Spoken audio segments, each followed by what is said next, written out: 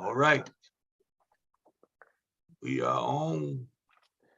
Good afternoon. We are so excited to bring you another amazing Tuesday at 1 p.m. Bible study. Oh, now I know I always say this. I always say this every Tuesday, but today for real, really mean it.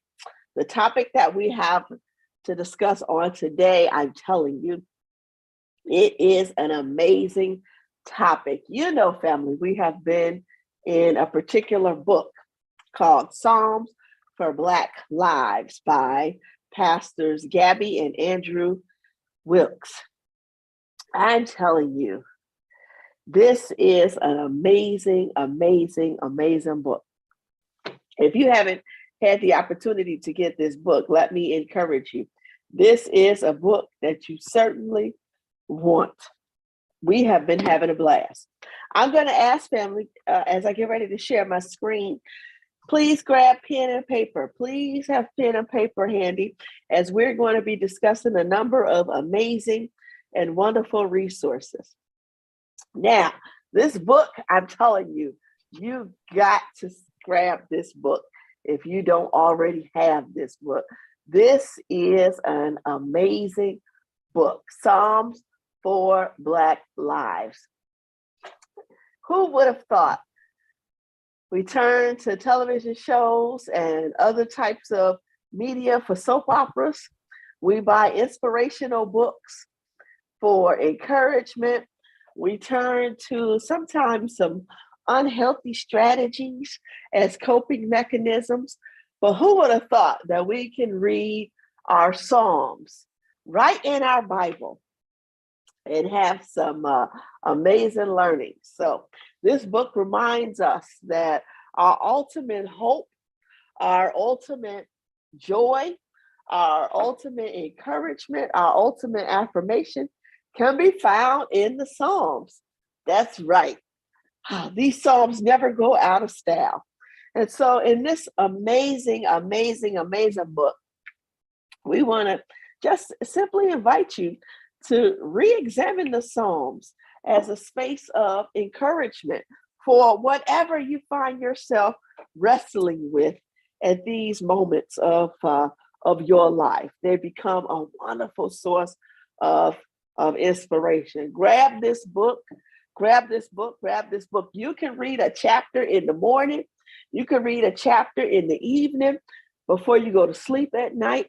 You can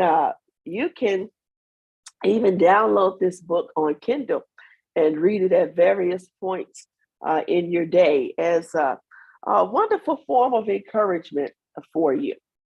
So we have been taking a look at these particular Psalms, and there's just some amazing learnings that we want you to reflect on. Now, the particular Psalms that we're going to check out for today is this particular Psalm number 116 or 116. We're going to check out this particular Psalm today. Thanksgiving for recovery from illness. I love the Lord because it is the Lord who has heard my voice and my supplications. Because the Lord inclined the Lord's ear to me. Therefore, I will call on the Lord as long as I live. The snares of death encompassed me. The pangs of Sheol laid hold on me. I suffered distress and anguish. Then I called on the name of the Lord. Gracious is the Lord and righteous. Our God is merciful. The Lord protects the simple. When I was brought low, God saved me. Return, O my soul, to your rest, for the Lord has dealt bountifully with you. For you have delivered my soul from death, my eyes from tears, my feet from stumbling. I walk before the Lord in the land of the living. I kept my faith even when I said I am greatly afflicted. I said in my consternation, everyone is a liar. What shall I return to the Lord for all of the Lord's bounty to me? I will lift up the cup of salvation and call on the name of the Lord. I will pay my vows to the Lord in the presence of all the Lord's people. Precious in the sight of the Lord is the death of the Lord's faithful ones. O Lord, I am your servant. I am your servant, the child of your serving maid. You have loosed my bonds. I will offer to you a thanksgiving sacrifice and call on the name of the Lord. I will pay my vows to the Lord in the presence of all God's people, in the courts of the house of the Lord, in the midst of Jerusalem. Praise the Lord. This Psalm 116 passage is a passage that's no stranger to us because of a couple of verses that were also at one point placed to musical lyrics. Let's pause for a second. How many people saw the cool and amazing movie, The Preacher's Wife, starring Denzel Washington and the late, great Whitney Houston? It is an amazing movie with so many wonderful points. But the late, great Whitney Houston sings a powerful, and just all amazing song in this movie with beginning lyrics that say, I love the Lord, who heard my cry and pitied every groan. Long as I live and troubles rise, I'll hasten to God's throne. These memorable lyrics sung in this particular song by Whitney Houston have been inspired by our Psalm 116 text. When we look at this particular opening verses of the text, this is where this song has come from. Verses 1 and 2 in particular. I love the Lord because the Lord has heard my voice and my supplications. Now, what's interesting about this story, in some sense, is this notion or idea or mindset highlighted in verse 2. Our authors, Gabby and Andrew Wilkes, want us to know, in some sense, why is it the psalmist David is proclaiming he loves the Lord? Well, he is proclaiming that he loves the Lord because the Lord, watch this in verse 2, inclined his ear to him. Think about that for a second. Verse 2 says, because God inclined God's ear to the psalmist, and basically, in some sense, hears his cry. That's interesting, is it not? Why is that interesting? First and foremost, because we live in a time where people have tried to disconnect us from our relationship with the divine. There is an amazing book called Katie's Canon by womanist theologian Katie Cannon. She unfortunately physically left our earth about 3 or 4 years ago. But in this book called Katie's Canon, pick it up if you haven't, by Dr. Katie Geneva Cannon, she highlights that during African enslavement, theologically, one of the first things that racist white European slave masters attempted to do was to tell us, in some sense, God does not hear us. God is not connected to us. Our physical plight is of no concern to God. And so while African bodies were enslaved during the period of African enslavement, in some sense, Katie Cannon says it was an attack of the enemy. It was an attack of white supremacy and African enslavement to begin to theologically push us to believe God doesn't hear us. Katie Cannon said, in some sense, our enslaved ancestors had to take the biblical text and challenge this myth that God is not listening to us, and read particular biblical passages that will remind us, no, God does care for us. God does hear our concern. God is concerned with our sociological or physical plight of African enslavement. And so this Psalms 116 text is an example, according to Dr. Katie Cannon, of what our enslaved ancestors would read. They would read Psalms 116 and primarily pick up on verse 2 of this psalm to remind themselves, no matter what the world may try to say, no matter how folks may try to disconnect us from God, we have to remember that God does hear our plight. And God is concerned with our sociological condition. Interestingly enough, that still stands for us today. No matter who you are or where you are on life's journey, please remember that God hears and that God cares for you. Can we have a difficult, hard conversation today, family? Let's have a difficult, hard conversation. Thursday is Thanksgiving. And for many of us, it's a festive, celebratory time where we can gather with family and friends and think about all those wonderful gifts and skills and talents that we have going for ourselves and in the life of our family and friends. This is a time when, as the holiday name suggests, we are in a spirit of Thanksgiving. The challenge, however, is many people find themselves starting with Thanksgiving, entering into seasonal depression, or what we typically call holiday blues, which even leads to depression for many people. What makes this Psalms 116 text so powerful is, according to Gabby and Andrew Wilkes, the psalmist is actually experiencing depression. That's right.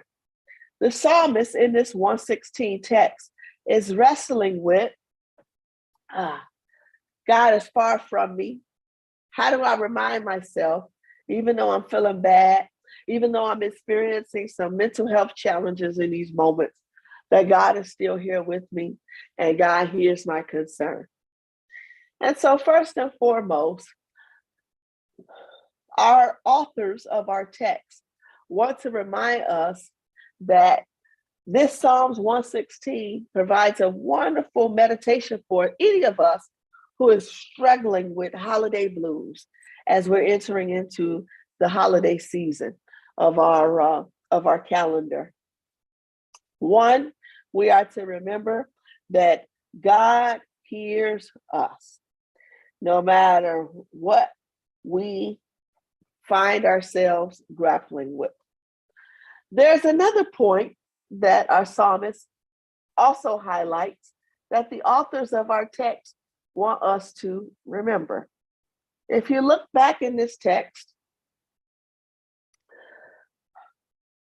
verses 1 through 4 is the psalmist highlighting, in some sense, his crisis and his sense of sadness and his crying out to the Lord and his trying to remind himself that God hears him.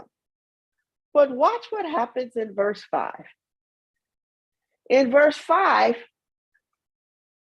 our psalm is transitioning to the psalmist now thinking about all of the ways in which God has blessed him in his life.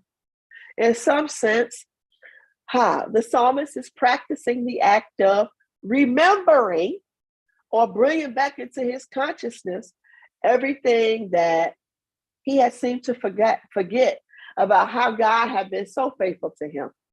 So our psalmist wants us to do the same. The authors of our text would like for us to practice the art of remembering. When we are feeling sad and depressed, not only should we remember that God hears us, but we should also practice the art of remembering everything that God has blessed us with. From a psychodynamic perspective, the act of remembering everything that God has done for us when we are feeling sad will then begin to shift our emotional state. Many people during this time, for example, practice the art of 30 days of thanks. Every November 1st to the end of November, many people enter into this act of every day thinking about how God has blessed them. You try it. I know the month is almost over, but it's never too late to thank God for all that God has done. Think about all the ways in which God has blessed you. Think about all the ways in which God has been with you, even when you thought God wasn't with you. Think about the ways in which God saved your life, even when you got yourself involved in something that didn't have your best interests at heart.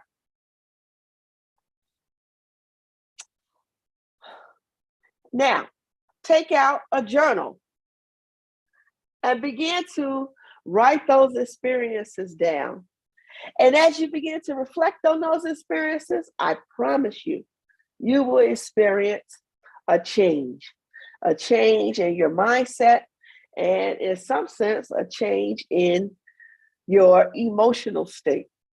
And so there are 2 points that our authors of this text want us to remember from this Psalms 116 passage. Is that number one, God hears you. And remember that when you find yourself depressed, maybe during this holiday blues time period. But number 2, practice the act of remembering and entering into thanksgiving for all that God has blessed you with. And you will start to feel better. Now, there's other strategies and interventions that we want to highlight during this time period of the holiday blues that many people experience. First and foremost, there are some activities that we want to encourage people to engage in. These activities will make you feel better in mind, body, and spirit. There are some spiritual strategies or interventions you can practice. There are some social strategies and interventions you could practice. And there are some physical strategies and interventions you could practice. And lastly, some mental strategies and interventions you could practice. First and foremost, we say, attend your church worship services. That is right. One way that we say could be the best way to fight holiday blues is to don't stop going to church. Sometimes there's a desire when you are faced with the holiday blues to just stay in the bed on Sunday mornings or don't attend Bible study. But we say, no, attend a Sunday worship is the best way to practice spiritual self-care to fight the holiday blues. You can also take part in some sort of volunteer effort at church or a local charity. We also say to fight holiday blues, stay active physically. Find a good workout routine. Practice physical self-care, whatever types of physical self-care you engage in. Take walks, for example, outside. Connect with nature. Can I talk from a physiological standpoint for a moment? There was something my grandmother used to do growing up in Jessup, Georgia, that I never quite understood. And it was interesting. I never quite understood this. And I would find out later in college that this is actually physiological, and we had no idea. But many people from the South still engage in this activity. Do you know you can go outside, take your shoes off, take your socks off, plant your feet in the grass, in a grassy area? People originally born in the South probably know where I'm going with this. Do you know when you feel sad and down and out, if you practice taking your shoes off, going outside, and putting your feet in the grass and counting to 10, do you know you'll start to feel better?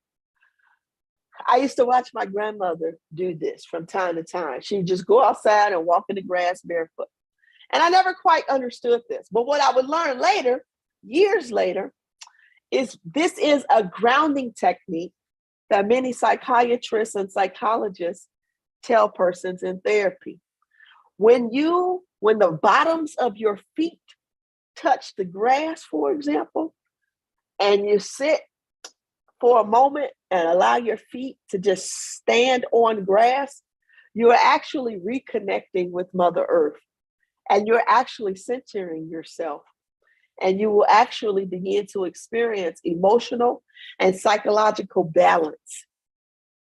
Try it. Tell me what you think about it later. Many of us don't know that, right? But you can actually try it. Another way to practice self-care to fight holiday blues is to practice mental self-care. Try new hobbies or crafts, for example. Develop a reading list of inspirational meditative books you want to read. Develop a listing of movies that you want to check out that are heartwarming and encouraging. These are just some strategies that you could practice to fight the holiday blues or depression that comes up as we enter into the holiday season. So another reflective question for you is, when you start to feel down and out, how do you remember to read Psalm 116, remembering that God hears you? And number 2, how do you practice the art of remembering and thanksgiving for all that God has given to you? And how do you enter into these spiritual, social, physical, and mental strategies and interventions to fight the holiday blues? These become pivotal. We also want to highlight for you, family, another set of strategies and interventions to employ during this time. We want you to know, when you are feeling sad, when you are feeling down and out, because you actually have to gather with family, there are some things that you can remember just this holiday season during family gatherings. Dr. Nidra Tab has some wonderful, wonderful, wonderful strategies and interventions that we can practice. And I'll talk about Dr. Tab in a moment. Dr. Tab says, this holiday season, let us practice, number 1, saying to family and friends, look, when I come into town to visit, I'm not going to be staying with the family. I'm going to stay in a hotel. What is the purpose of that? The purpose for that is so that you can have your own space, so that if something happens at the family event, you're not stuck at the house because you're residing there in the home and you have no place to go. Creating or having your own hotel room, someplace else to go, creates boundaries in some sense. Another option we can engage in is to say, hey, instead of buying multiple gifts this Christmas season for family members, let's just pull names and just buy one gift instead of placing pressure on ourselves to buy multiple gifts.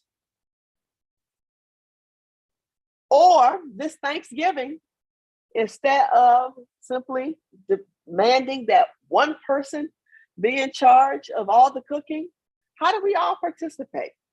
Maybe you're that one person in your family that's supposed to cook for multiple family members. This may cause you to feel stressed or burned out. So how do you practice out loud voicing to other family, I need help preparing dinner? Maybe let's have a potluck and each person prepares one dish and we gather together so that nobody is left feeling resentful or burned out or tired. Statements we also practice during Thanksgiving is saying, look, I don't want to talk about any hot button issues. Let's change the subject. There's so much stress that comes for many people gathering with their families. And so sometimes just to get through the moment, we say it's important practicing, let's not talk about any hot button issues. Or let's practice saying, last year was stressful. I'd like to talk about what we could do differently during this Thanksgiving holiday meal together. That's right. Think about what happened last year and say, what can we do differently this year? Another option is to say, guess what? We'd like to get together the week before the holiday and actually have the holiday at home. Wow. What is the meaning of that? That means in some sense, this avoids the actual holiday turning toxic or traumatic. You can gather with family before the holiday. I know some families that choose to have Thanksgiving dinner today on Tuesday or on Wednesday, and then spend Thursday at home so that the actual Thanksgiving day is not grief-stricken with any toxic conversations or toxic trauma from inappropriate outbursts on the actual day of the holiday. And last but not least, again,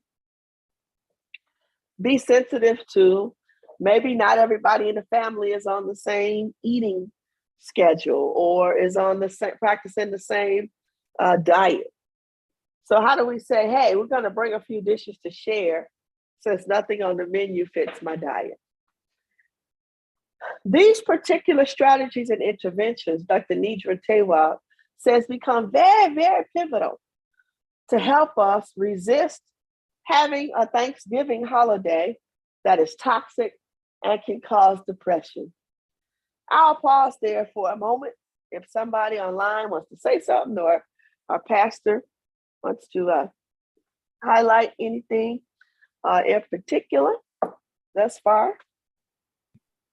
We we have yet to have any responses. We have some folk on, and no doubt they are taking in the information.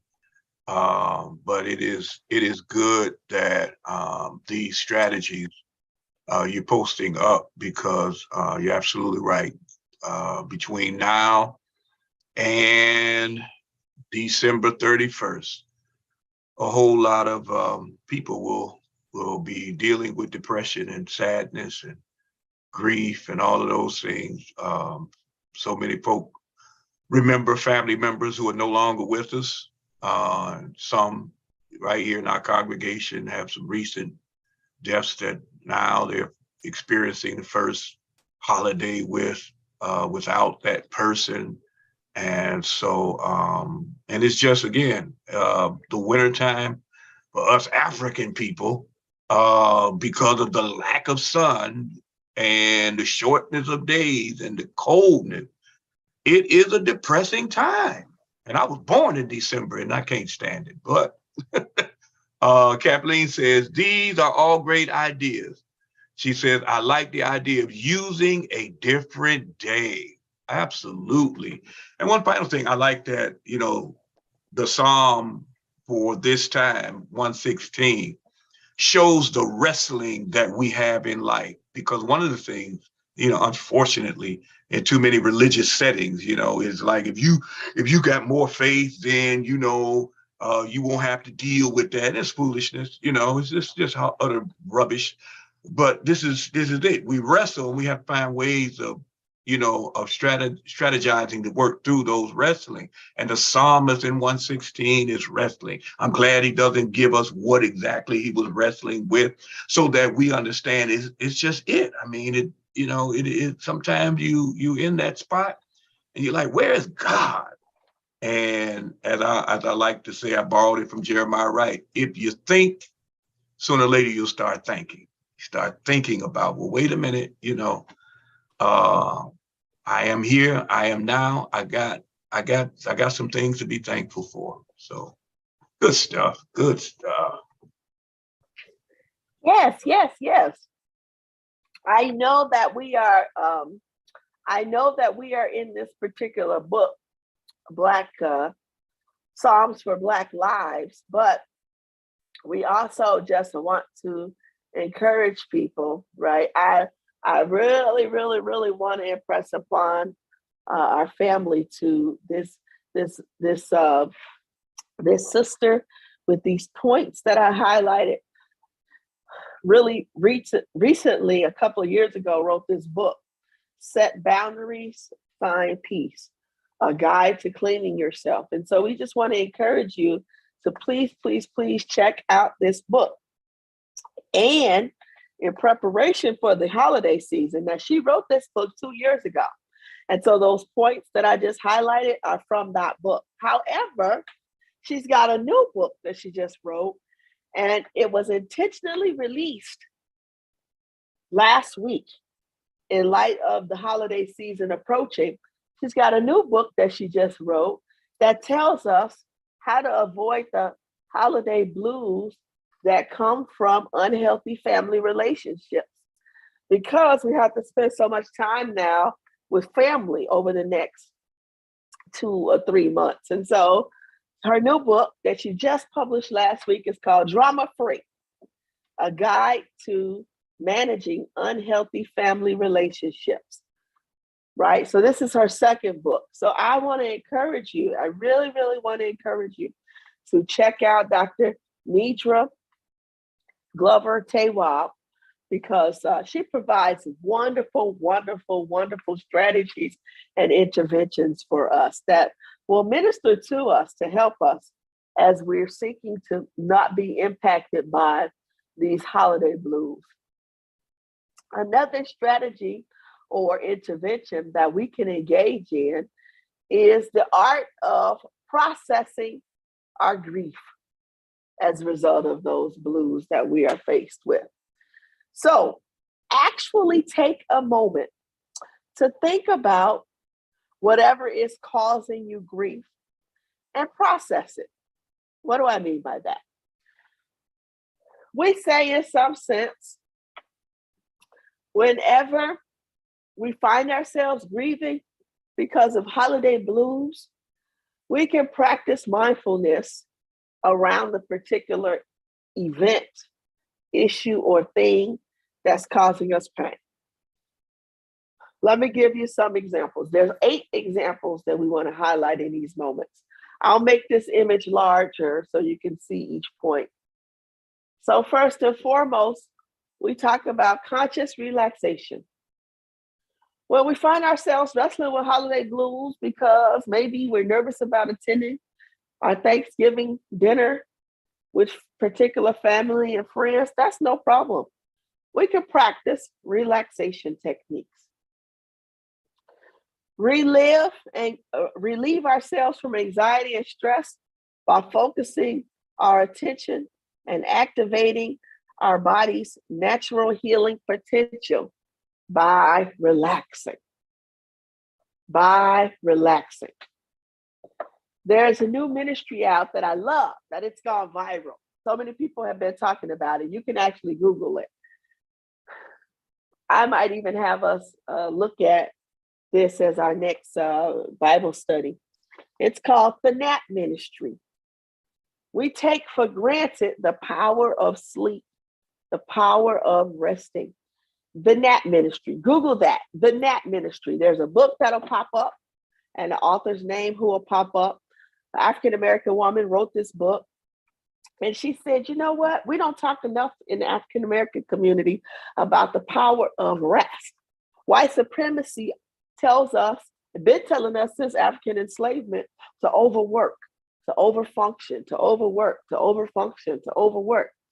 And she says, no, the author of this book says, no, we need to practice more conscious relaxation, sleep, rest. Number two, mindful awareness. Mindful awareness. What does mindful awareness mean? This means we connect with our inner wisdom and release limiting false beliefs by cultivating mindfulness, compassion, or present moment awareness.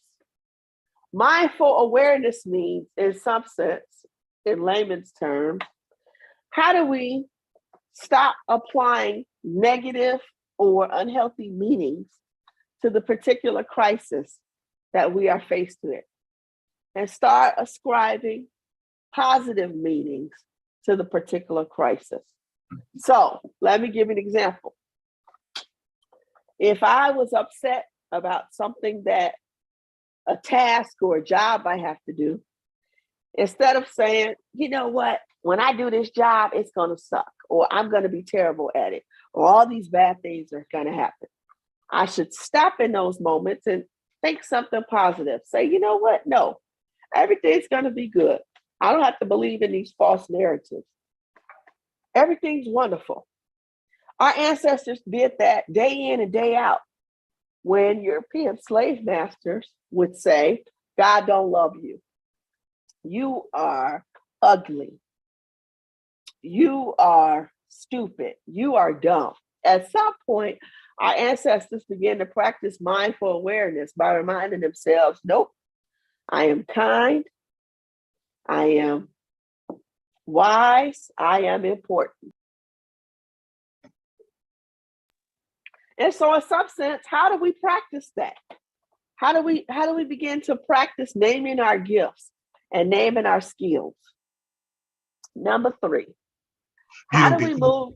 Oh, I'm sorry. Go ahead. I'm sorry. No, just real quick, especially number one, I'd be remiss if Dr. Frank Thomas performed surgical spiritual workshop for my anniversary when he preached about, and he testified.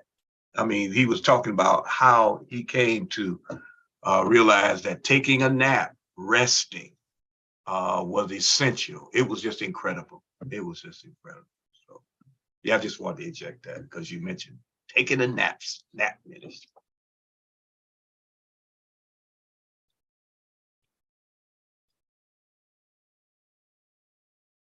Oh, you muted. You muted. Oh, thank you. Yes. Thank you. We also want to highlight the importance of compassion. Compassion and forgiveness. Compassion and forgiveness. Now, we have another statement about forgiveness that I'll talk about in a moment. But treat yourself like your own best friend and transform your relationships with difficult people by reflecting on our common humanity. How do you give compassion and forgiveness to people? When it's possible.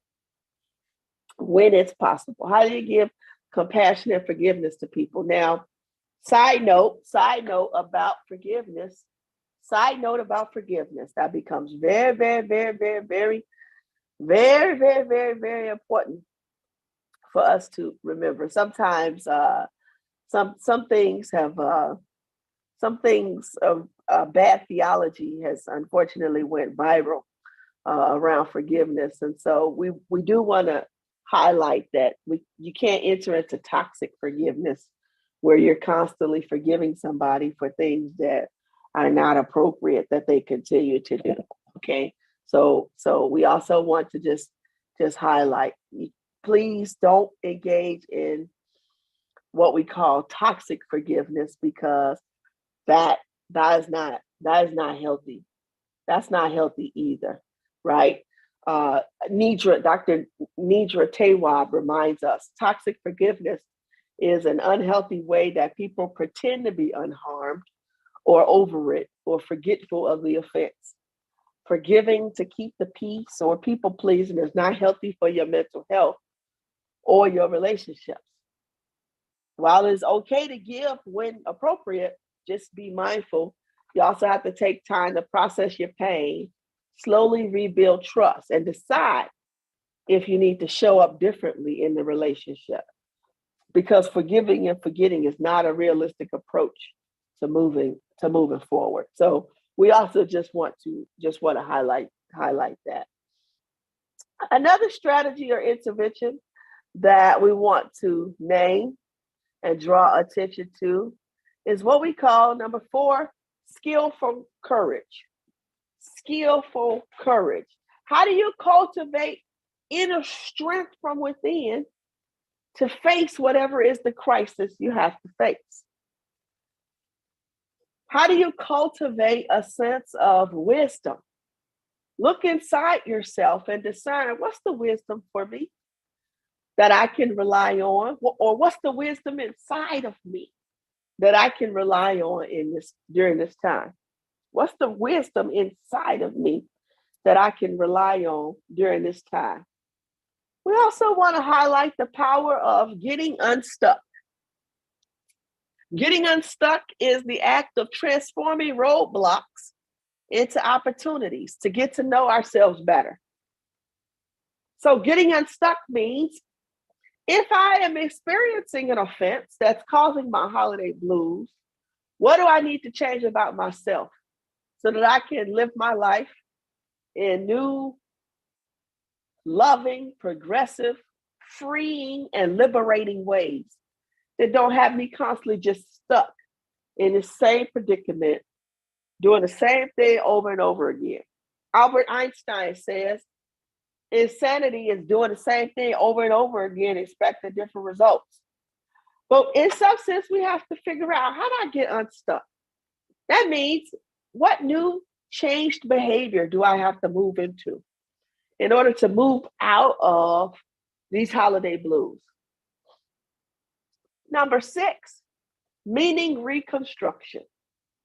Sometimes we have to apply new meanings to a situation, right? That's what, again, our African ancestors had to do when folks were saying, oh, God don't love you, God ain't concerned about you. Slavery is God's divine will over your life.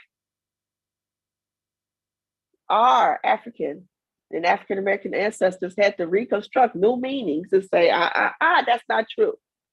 That's not true. While European slave masters was quoting Ephesians, justifying slavery by quoting Ephesians chapter 6 and taking Apostle Paul's epistles out of context, it was our African ancestors that had to find new meanings in the biblical narrative. So they picked Exodus chapter 3 and said, nope, we identify with the children of Israel. In the same way Moses was called by God to go to Pharaoh and say, let my people go, we are being called out of slavery as well. How do you reconstruct new meanings for whatever crisis you are faced with? And how do you allow for transformation? Take stock of who you are becoming. Take stock of who you are becoming and be okay with transforming. You will not stay the same person in the midst of the crisis. You are becoming something refined, refreshed, renewed in the midst of the crisis. How do you take stock of the person you are in the process of becoming and allow for transformation? Be different, move different, embrace difference. This becomes pivotal. And last but not least, how do you practice perpetual mindfulness? You can boost your emotional and physical resilience with continuing to practice mindfulness techniques and practices that will serve you through the grief process and beyond. So there should be some sort of activity that you practice that'll make you feel better. I'll give you some examples in a moment. So we're going to pause and come back to number 8 in a moment. But this mindfulness, these particular strategies are wonderful strategies that'll help you learn how to survive holiday blues in some sense. So last but not least, there are particular practices we want to invite you to engage in when you're feeling a sense of holiday blues. There is an image known as the tree of contemplative practices. The tree of contemplative practices. And as I place this image on the screen, this image begins to help us see what are particular strategies and interventions we can engage in during these holiday seasons that will actually make us feel better in mind, body, and spirit. So what you see on the branches are particular strategies and interventions you could practice. So you can practice stillness. Look at the branch, stillness. That shows up as you can practice meditation, centering yourself, or just being quiet and silent. You can practice journaling, listening to music, singing, kick up your creativity. You can practice moving into activism. Did you know when you move into activism or charity giving, volunteering, participating in visuals or marches, this will actually make you feel better in mind, body, and spirit? You can practice deep listening, storytelling. How about gathering with a support system, a wisdom council, a council of elders, and just listen to wonderful wisdom and insight? How about walking? Moving into yoga, labyrinth walking, meditation walking, yoga. And last but not least, participate in some sort of ritual of some sort. Participate in some sort of ritual. Whatever ritual that is, these activities will actually make you feel better during this holiday blues season, right? Practice one of these contemplative practices. These are actually wonderful practices that you can practice to make you feel better.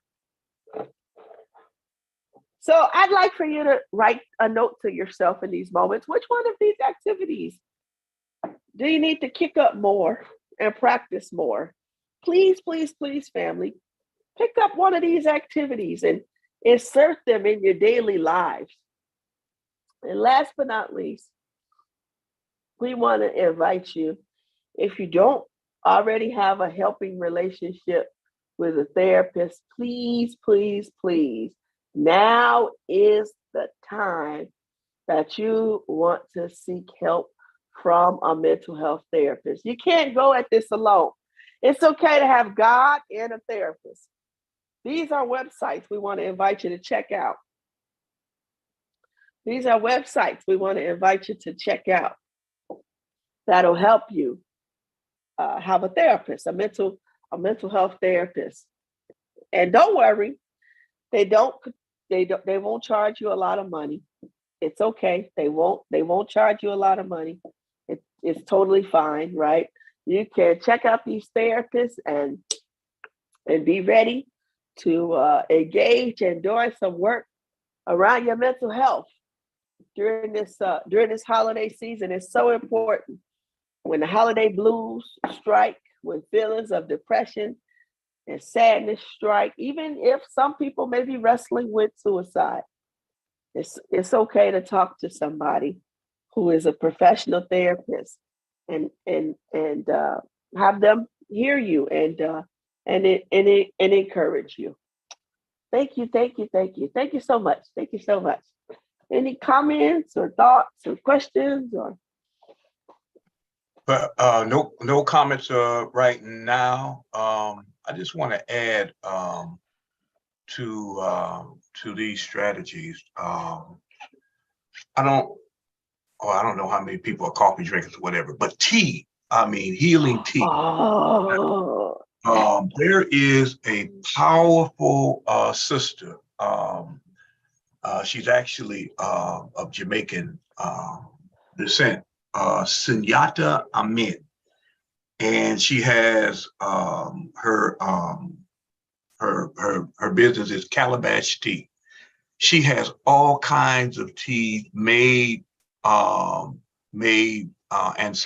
from her Jamaican upbringing that are just Oh, that's nice. phenomenal, Oh, that's phenomenal. awesome. And I find that, especially early in the morning, you first get up, two things that I try to do, and I'm testifying that. One is drink, like I see you drinking water, drink a bottle of water. Before you do anything, drink a bottle of water. It aids in the elimination. Folk don't realize how much elimination goes into the mood and how the body is feeling and interacting. And that first bottle of water helps in that, and then some tea. And that tea aids Wow. in that meditation part, especially these natural tea that Dr. Amin has that are just phenomenal, that will address, some of the physical health needs, but others just to help us, get centered. So this is good stuff. Oh, and That's as always, awesome. those graphs, please Oh, send yes, yes, yes. me. Yes. Oh yeah. Thank you all for signing on. And again, Dr. Buhuro is going to send me the graphs, and I'm going to make some copies of them. If you need one, we're going to try to put them on the resource table. Also, please share this session. You got to share it. Somebody else needs to hear it. All of us have our own circles of interaction and influence. So when you share it with somebody else, then they share it with somebody else in their circle. And here's the upshot of it. One of those things was acts of charity. You are blessing somebody with some information. I guarantee you that you're going to get some folk to say, I'm so glad you shared that video with me. I learned so much. And guess what? That'll go to those endorphins that are inside you to make you feel better because you're doing something, that is blessing others, like the feeling we had last week, or Saturday, giving out Thanksgiving baskets. It was just one of those things that boosts your emotional state and lets you know that, your purpose is clear, and how you are, interacting with others. So thank you, Dr. Buhuro, once again. Thank you. And we'll see Thank you. y'all Thank you. next week.